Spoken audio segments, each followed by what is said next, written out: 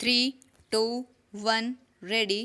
JNU के छात्रों व शिक्षकों पर बर्बर हमले पर नेल्सन मंडेला के शब्द याद आते हैं कि किसी समाज की असलियत उसके अपने बच्चों के प्रति व्यवहार से स्पष्ट होती हैं। विराम।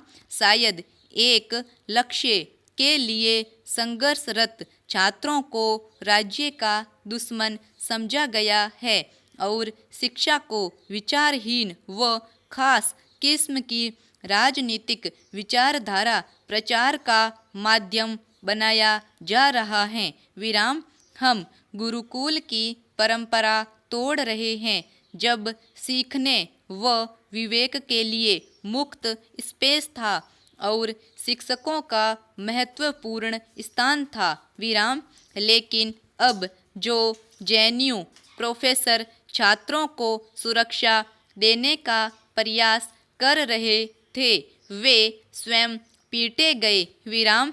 भारतीय परंपरा में ऐसे शिक्षण केंद्र सत्ता से दूर रखे जाते थे तथा राजकुमार भी अपने विशेषाधिकार छोड़कर वहाँ जीवन का अर्थ समझते थे। विराम।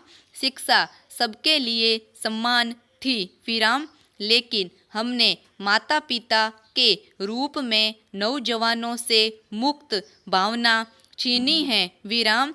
जेएनयू में हिंसा की निंदा करने के लिए शब्द काफ़ी नहीं है लेकिन इसका संदेश बहुत डरावना है। विराम।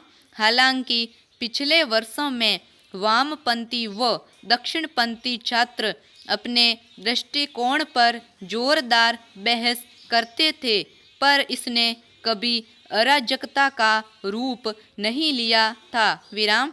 लेकिन अब वैचारिक मतभेदों ने टकराव का रूप क्यों ले लिया है? प्रश्नवाचक।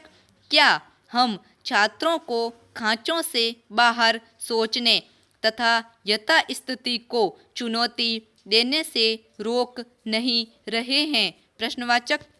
हमें राजनीतिक सुविधा के आधार पर काम करने के बजाय हिंसा के जिम्मेदारों की असलियत उजागर करनी चाहिए। विराम। पैरा।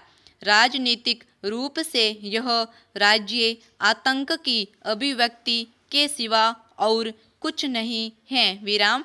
पुलिस के निष्क्रिय व्यवहार की व्याख्या और कैसे की जा सकती है जो स्पष्ट रूप से राज्य का औजार तथा कानून व्यवस्था की जिम्मेदार हैं? प्रश्नवाचक। यदि वीसी ने उसे प्रवेश की अनुमति नहीं दी थी तो भी क्या वह कानून का शासन बनाए रखने के लिए यह उपद्रव रोक नहीं सकती थी? प्रश्नवाचक। पुलिस न केवल उपद्रव की मौन साक्षी रही बल्कि कुछ लोगों के अनुसार उसने गुंडों को भीतर जाने दिया। विराम। वाम व दक्षिणपंथी छात्र संगठनों ने एक दूसरे पर सोशल मीडिया में आरोप प्रत्यारोप लगाए हैं। विराम। तथा गुंडों के बारे में अपनी बात कही है। विराम।